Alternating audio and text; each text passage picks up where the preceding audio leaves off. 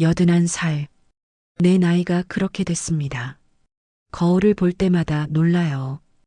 언제 이렇게 늙었나 싶어서 주름진 손을 보면 세월이 참 야속합니다. 이 손으로 평생 무엇을 했던가 생각해 보면 대부분 부엌 일이었어요. 요리를 좋아했거든요, 나는. 아니, 좋아했다기보다는 그게 내 삶이었다고 해야 맞겠네요. 23세 시집 와서 58년을 한 집에서 살았습니다. 그 세월 동안 매일매일 부엌에 섰어요. 아침, 점심, 저녁. 하루도 빠짐없이. 남편이 살아계셨을 때는 그이가 늘 그랬어요. 여보, 당신 손맛을 따라갈 사람이 없어, 진짜로. 입에 발린 소리라는 거 알면서도 기분이 좋더라고요. 그 말 한마디면 하루 종일 부엌 일이 신났습니다. 된장찌개를 끓여도, 김치를 담가도, 나물을 무쳐도 누가 먹어줄 사람이 있다는 게 얼마나 행복한 일인지 그땐 몰랐어요. 아이들이 셋 있었습니다.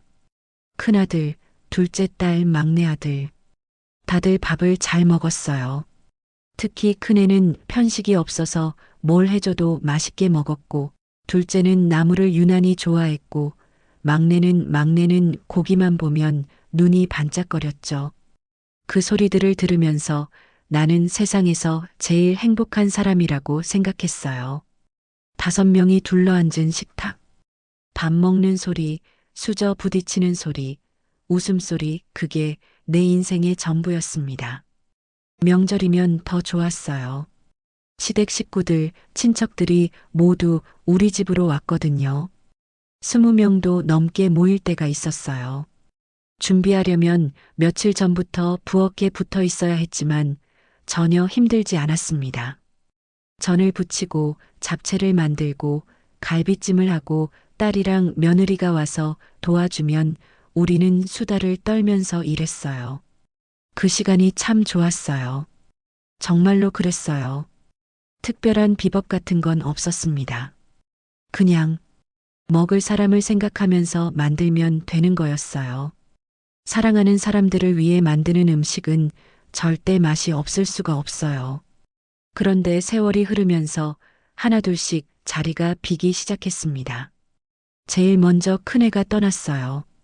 35살 되던 해였나 미국으로 이민을 간다고 했습니다. 더 나은 기회가 있다고, 아이들 교육을 위해서라고. 이해했어요. 아들의 앞날을 위한 거라면 당연히 가야죠. 막지 않았습니다. 오히려 웃으면서 보냈어요. 그래, 가거라. 잘 살아라. 공항에서 손 흔들며 보낼 때까지는 괜찮았어요. 그런데 집에 돌아와서 큰애 방문을 열었을 때 텅 빈 방을 보는데 눈물이 나더라고요. 혼자 그 방에 앉아서 한참을 울었습니다. 남편이 나를 달랬어요. 괜찮아요. 요즘은 영상통화도 되고 하잖아요. 자주 볼 수 있어요. 그렇게 위로받았지만 영상통화로 보는 아들은 실제가 아니잖아요. 손도 잡을 수 없고 밥도 차려줄 수 없고 명절 때마다 큰애 자리가 텅 비어 있으면 왠지 밥맛이 없었어요. 그리고 몇 년 후에는 둘째가 시집을 갔습니다. 부산으로요. 멀지는 않다고 했지만 1년에 한두 번밖에 못 봐요. 딸이 바쁘니까요. 시댁 식구들 챙기고 애들 키우고 전화는 자주 해요. 엄마, 잘 지내시죠? 저는 잘 있어요. 애들도 건강하고. 그래, 딸. 너무 무리하지 말고. 네. 엄마도 건강 챙기세요. 다음에 갈게요. 다음에 그 다음이 언제인지는 모르겠더라고요. 전화를 끊고 나면 목소리만 남아요. 딸의 목소리, 손주들의 목소리. 그 목소리들만 귓가에 맴돌다가 사라집니다. 막내는 그나마 서울에 있어요. 1시간 거리. 가깝다면 가깝죠. 그런데 바빠요. 회사 일에, 아이들 학원 뺑뺑이에 한 달에 한 번 보면 다행입니다. 엄마, 죄송해요. 이번 주말도 못 갈 것 같아요. 둘째가 학원 설명회가 있어서. 그래, 괜찮아. 애들이 중요하지. 너무 신경 쓰지 마. 신경 쓰지 말라고 했지만 기다렸거든요. 주말이면 혹시나 하고 문 두드리는 소리가 나지 않을까, 전화벨이 울리지 않을까.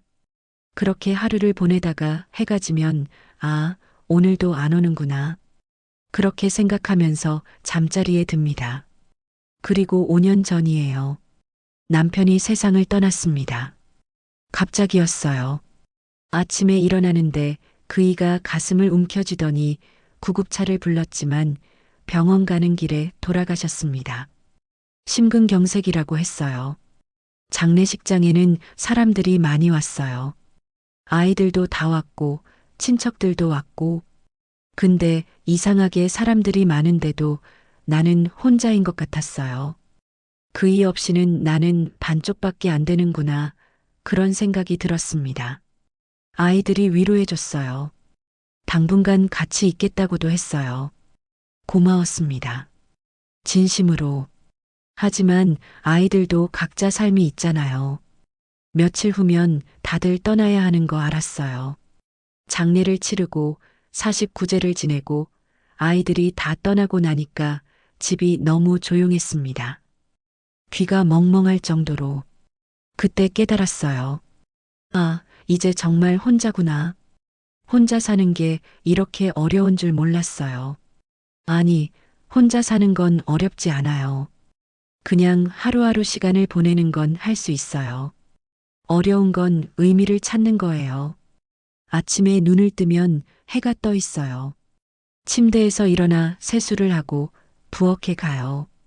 냉장고를 열면 김치하고 멸치볶음, 시금치나물 몇 가지 반찬이 있어요. 밥을 하나 말까 고민하다가 그냥 식은 밥에 물을 부어서 먹어요. 맛이 없어요. 예전에는 이렇게 안 먹었는데 꼭 밥을 따뜻하게 해서 국이랑 반찬이랑 제대로 차려서 먹었는데 이제는 귀찮아요. 누가 보는 것도 아니고 배만 채우면 되니까. 처음에는 그래도 요리를 했어요. 남편이 돌아가시고 얼마 동안은 예전 습관 때문에 여러 가지 반찬을 만들었어요. 된장찌개도 끓이고 생선도 구워보고. 근데 문제가 뭔지 아세요? 혼자 먹기엔 너무 많은 거예요.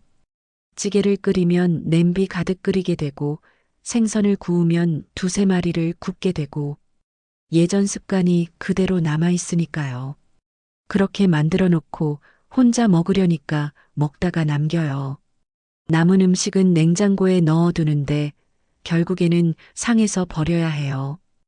음식을 버릴 때마다 가슴이 아파요. 나는 평생 음식을 아껴왔거든요. 쌀 한 톨도 함부로 안 했어요. 그런데 이제는 반찬을 통째로 버려요. 곰팡이 핀 김치, 상한 나물, 굳어버린 밥. 미안하다, 미안해. 음식한테 그렇게 말하면서 버려요. 이상하죠? 음식한테 말을 하다니. 근데 그럴 수밖에 없어요. 너무 미안하니까. 얼마 전에 시장에 갔어요. 장을 보러요. 예전에는 일주일에 한 번씩 시장에 갔었거든요. 큰 봉지를 들고 가서 이것저것 사왔어요. 배추, 무, 고추, 양파, 감자, 과일도 사고, 생선도 사고, 고기도 사고. 시장은 예전 그대로예요. 북적이고 시끄럽고 활기차요. 근데 나만 변한 것 같아요. 야채 코너 앞에서 멈췄어요. 싱싱한 배추들이 쌓여 있더라고요. 예전 같으면 배추 한 포기 사서 김장김치를 담갔을 텐데 이걸 사서 뭐하나? 혼잣말을 했어요. 어차피 혼자 먹는데 다 상하겠지. 결국 작은 깻잎 한 봉지만 샀어요. 시장을 한 바퀴 돌았지만 그게 전부였습니다. 집으로 돌아오는 길 장바구니가 너무 가벼웠어요. 예전에는 장바구니가 무거워서 버스 타는 게 힘들었는데 이제는 가방이 텅텅 비어서 바람에 날아갈 것 같았어요. 가방뿐만이 아니라 내 마음도 텅 빈 것 같았습니다. 제일 힘든 날이 언제인지 아세요? 명절이에요. 추석이나 설날. 예전에는 명절이 제일 좋았어요. 온 가족이 모이고 친척들도 오고 며칠 전부터 준비하느라 바빴지만 행복했어요. 그 바쁨이 좋았어요. 전을 부치고 나물을 무치고 갈비찜을 하고 잡채를 만들고 손이 10개라도 모자랄 지경이었지만 그게 좋았어요. 일하면서도 웃었어요. 내일이면 다들 올 거니까. 내가 만든 음식을 먹고 좋아할 거니까. 근데 이제는 명절에도 혼자예요. 아이들한테 전화가 와요. 엄마, 추석 잘 보내세요. 저는 여기서 친구들이랑 모이기로 했어요. 엄마, 미안해요. 시댁에 가야 해서. 다음에 꼭 갈게요. 엄마 처가에 가기로 했어요. 작년에 우리 집에서 했으니까 올해는 처가 차례니까요. 그래. 다들 알아서 잘해라. 이해해요. 다들 사정이 있는 거 알아요. 큰애는 미국에 있으니까 어쩔 수 없고, 둘째는 시댁이 우선이고, 막내는 처가랑 번갈아 가야 하니까. 다 이해해요. 근데 전화를 끊고 나면 마음 한구석이 시려와요. 명절 아침이에요. 일찍 일어나서 제사 준비를 해요. 소박하게요. 밥 한 그릇, 국 한 그릇, 나물 몇 가지, 전 몇 장.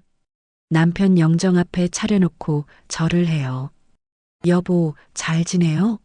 나는 그럭저럭 지내요. 남편 사진이 나를 보고 웃고 있어요. 그 웃는 얼굴을 보면 눈물이 나려고 해요. 참아요. 울면 안 되니까. 제사를 지내고 나서 밥을 먹어요. 혼자서 텔레비전을 켜요. 명절 특집 프로그램이 나와요. 온 가족이 모여서 웃고 떠들고 맛있는 음식 먹고 그걸 보는데 밥이 안 넘어가요. 채널을 돌려요. 다른 채널도 비슷해요. 행복한 가족들, 웃음소리, 따뜻한 분위기 텔레비전을 껐어요. 고요해요. 시계 소리만 똑딱똑딱. 어느 날 저녁이었어요. 할 일이 없어서 오래된 앨범을 꺼내봤어요. 먼지가 수북이 쌓여 있더라고요. 후 하고 먼지를 풀어내고 앨범을 펼쳤어요. 사진들이 가득해요. 흑백 사진도 있고, 빛바랜 컬러 사진도 있고, 결혼식 사진, 아이들 돌잔치 사진, 가족여행 사진. 한 장 한 장 넘기면서 보는데 눈물이 나요. 이 사진은 큰애가 초등학교 입학하던 날이에요. 교복 입고 책가방 메고 찍은 사진. 얼마나 귀엽던지. 카메라 보고 씩 웃고 있어요. 그때 그 아이가 이제는 미국에 살고 자기 아이들을 키우고 있어요. 이 사진은 둘째 딸 결혼식 사진. 하얀 드레스 입고 얼마나 예쁘던지. 내가 화장을 해주면서 울었어요. 기쁘기도 하고 슬프기도 하고 이제 내 딸이 아니라 누군가의 아내가 되는구나 싶어서. 이 사진은 우리 가족이 다 같이 제주도 여행 갔을 때예요. 막내가 중학생 때였나? 5명이 바닷가에서 찍은 사진. 다들 웃고 있어요. 나도 남편도 아이들도. 그때는 몰랐어요. 이 순간이 얼마나 소중한 순간인지. 며칠 전에 옆집 할머니를 만났어요. 계단에서 마주쳤어요. 어머, 순희 씨, 요즘 어떻게 지내세요? 아, 네. 잘 지내요. 아이들은 잘 있어요? 명절에 다들 왔었나요? 네, 다들 잘 있어요. 각자 바빠서 못 왔지만 전화는 했어요. 혼자 계시면 외로우시겠어요? 괜찮아요. 아이들이 건강하고 잘 살고 있으니까 그거면 됐죠. 이만하면 복 받은 거예요. 그래도 가끔은 힘드시죠? 아니에요. 괜찮아요, 정말로. 헤어지고 집에 돌아왔어요. 문을 닫는 순간 웃던 얼굴이 무너져 내려요. 괜찮다고 했지만 괜찮지 않아요. 외롭지 않다고 했지만 외로워요. 하지만 누구한테 말할 수 있나요? 아이들한테? 그럴 수 없어요. 아이들도 힘들게 살고 있는데 내가 외롭다고 말하면 부담만 될 거예요. 차라리 혼자 참는 게 나아요. 저녁 시간이에요. 6시쯤 되면 배가 고파와요. 부엌에 가요. 냉장고를 열어요. 김치, 멸치볶음, 시금치나물, 그게 전부예요. 밥을 할까 생각하다가 그냥 라면을 끓이기로 해요. 냄비에 물을 붓고 불을 켜요. 물이 끓으면 라면을 넣어요. 계란 하나를 풀어 넣고 파를 조금 썰어 넣어요. 예전에는 아이들이 라면을 좋아했어요. 특히 막내가 학교 갔다 오면 엄마, 배고파. 라면 끓여줘. 하고 소리쳤어요. 그러면 내가 라면을 끓여줬어요. 그냥 끓이는 게 아니라 파도 넣고 양파도 넣고 버섯도 넣고 계란도 풀어 넣고 맛있게 끓여줬어요. 아이가 후루룩 후루룩 소리 내면서 먹으면 나는 옆에서 보면서 좋아했어요. 천천히 먹어. 목매이겠다. 맛있어. 엄마가 끓인 라면이 제일 맛있어. 그 말 한마디에 기분이 좋아서 웃으면서 머리를 쓰다듬어 줬어요. 근데 지금은 혼자 라면을 먹어요. 맛이 없어요. 같은 라면인데 왜 이렇게 맛이 없는지. 억지로 몇 젓가락 먹다가 그만둬요. 반쯤 남은 라면을 싱크대에 버려요. 아깝다 하면서도 더 이상 못 먹겠어요. 그릇을 씻고 정리하고 다시 거실로 나와요. 밤이에요. 아직 8시밖에 안 됐는데 할 일이 없어요. 텔레비전을 켜요. 드라마를 틀어놨는데 무슨 내용인지 하나도 안 들어와요. 그냥 소리만 들려요. 소파에 앉아서 멍하니 있어요. 시계를 봐요. 8시 10분. 다시 봐요. 8시 15분. 시간이 안 가요. 이렇게 천천히 가나 싶을 정도로 휴대폰을 들어요. 아이들한테 연락이 왔나 확인해요. 없어요. 카카오톡에 노란 숫자도 없고 문자도 없고 부재중 전화도 없어요. 다들 바쁘니까요. 당연하죠. 전화를 걸까 생각해봐요. 큰애한테? 지금 거기는 밤중일 거예요. 둘째한테? 저녁 준비하느라 바쁠 거예요. 막내한테? 회식이 있다고 했었나? 결국 전화하지 않아요. 괜히 짐이 될까봐. 괜히 부담 줄까봐. 예전에는 이 시간이 제일 좋았어요.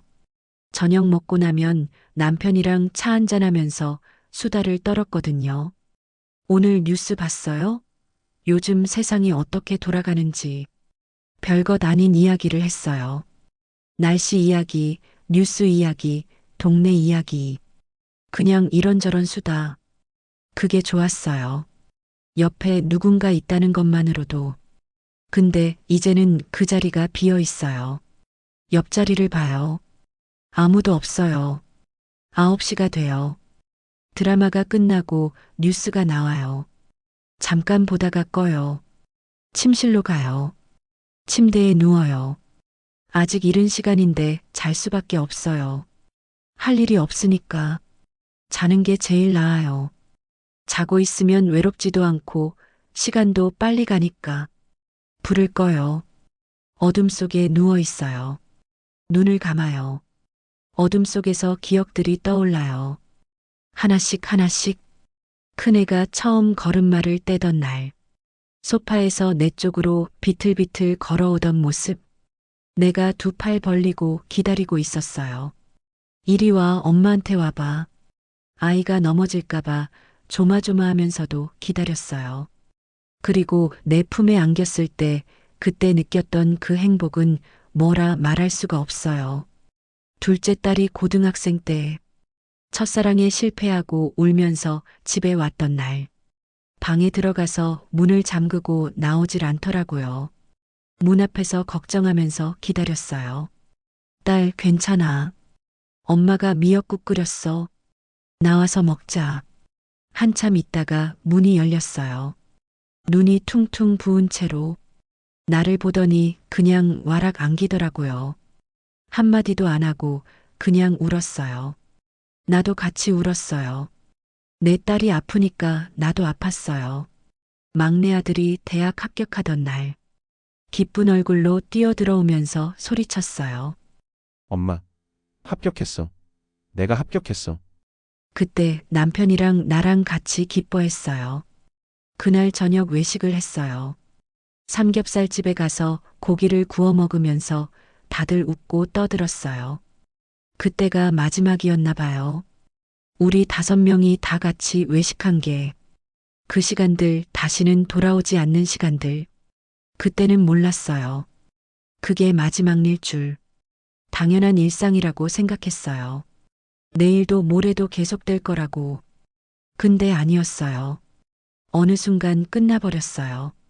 아이들은 자라서 떠났고, 남편은 세상을 떠났고, 나만 남았어요. 그때로 돌아가고 싶다. 어둠 속에서 중얼거려요. 하지만 대답은 없어요. 시계 소리만 똑딱똑딱. 아침이에요.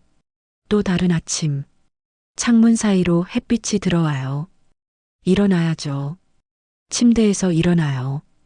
허리가 아파요. 무릎도 아파요. 여든한 살의 몸이 말을 안 들어요. 천천히 조심조심 일어나요. 세수를 하고 거울을 봐요. 주름진 얼굴, 백발이 된 머리. 이게 나인가 싶어요. 언제 이렇게 늙었나? 부엌에 가요. 오늘은 뭘 먹을까 고민하다가 식은 밥에 김치만 먹기로 해요. 물을 붓고 김치를 얹고 먹어요. 맛없어요. 하지만 먹어야죠. 안 먹으면 쓰러지니까. 밥을 먹고 그릇을 씻고 그 다음엔 할 일이 없어요. 텔레비전을 켤까 산책을 갈까 생각하다가 그냥 소파에 앉아요. 그런데 요즘은 조금 달라졌어요. 아주 조금. 복지관에서 연락이 왔어요. 혼자 사시는 어르신들을 위한 프로그램이 있다고. 요리 교실도 있고, 노래 교실도 있고, 그림 그리는 것도 가르쳐 준다고. 처음에는 관심이 없었어요. 귀찮았어요. 나가는 것도 싫었고. 근데 복지관 선생님이 계속 전화를 하시더라고요. 할머니, 한 번만 나와보세요. 재미있을 거예요. 같이 밥도 먹고 이야기도 나누고. 결국 한번 가봤어요. 지난주에. 떨리더라고요. 낯선 사람들을 만나는 게 얼마만인지. 복지관에 갔더니 할머니, 할아버지들이 많이 계시더라고요. 다들 나처럼 혼자 사시는 분들. 처음엔 어색했어요. 구석에 앉아서 가만히 있었어요. 근데 옆에 앉은 할머니가 말을 걸어왔어요. 처음 오셨어요? 저도 처음엔 어색했는데 오다 보니까 괜찮더라고요. 내 복지관에서 계속 오라고 해서요. 저도 그랬어요. 처음엔 귀찮았는데 지금은 여기 오는 게 낙이에요. 집에만 있으면 답답하잖아요. 그 말에 고개를 끄덕였어요. 그렇죠. 집에만 있으면 답답해요. 그날 우리는 김밥을 만들었어요. 오랜만에 요리를 했어요. 선생님이 재료를 준비해 주시고 우리는 김밥을 말았어요. 손이 기억하더라고요. 예전에 수없이 만들었던 김밥. 손이 알아서 움직여요. 김 위에 밥을 펴고 재료를 올리고 돌돌 말아요. 아이고, 할머니 솜씨 좋으시네요. 선생님이 칭찬해 줬어요. 기분이 좋았어요. 오랜만에 누군가한테 칭찬을 들으니까. 다 만들고 나서 다 같이 먹었어요. 여러 명이 둘러앉아서 김밥을 먹으면서 이야기를 나눴어요. 맛있네요. 우리 솜씨가 이만하면 식당 차려도 되겠어요. 오랜만에 정말 오랜만에 웃었어요. 마음에서 우러나오는 웃음. 억지로 짓는 웃음이 아니라 진짜 웃음. 집에 돌아오는 길 발걸음이 가벼웠어요. 아직도 마음 한구석은 허전하지만 그래도 조금은 나아진 것 같았어요. 하지만 집에 돌아오면 여전히 혼자예요. 불을 켜요. 신발을 벗어요. 집안은 조용해요. 복지관에서의 웃음소리가 거짓말처럼 사라져요. 저녁을 먹어야 해요. 냉장고를 열어요. 오늘은 복지관에서 남은 김밥을 싸왔어요. 그걸 꺼내서 먹어요. 아까는 맛있었는데 혼자 먹으니까 맛이 다르네요. 그래도 억지로 먹어요. 밥을 먹고 설거지를 해요. 그릇 하나, 젓가락 한 벌. 금방 끝나요. 할 일이 없어요. 텔레비전을 켜요. 뉴스가 나와요. 세상 돌아가는 이야기. 관심 없어요. 채널을 돌려요. 드라마, 예능, 다큐멘터리. 다 관심 없어요. 그냥 꺼요. 휴대폰을 봐요. 혹시 연락이 왔나? 없어요. 복지관 선생님한테서 온 메시지 하나. 오늘 수고하셨어요. 다음 주에 또 봬요. 그게 전부예요. 아이들한테 메시지를 보낼까 손가락이 키보드 위에서 머뭇거려요. 오늘 복지관 갔다 왔어. 김밥 만들었어. 쓰다가 지워요. 이런 걸 왜 보내나 싶어서. 아이들이 뭐라고 답할까? 그래요, 엄마. 잘했네요. 형식적인 답장만 올 거예요. 그냥 휴대폰을 내려놔요. 가끔 생각해요. 이렇게 사는 게 무슨 의미가 있나? 예전에는 목적이 있었어요.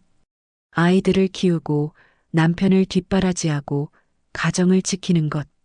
그게 내 삶의 이유였어요. 힘들어도 괜찮았어요. 내가 해야 할 일이 있었으니까.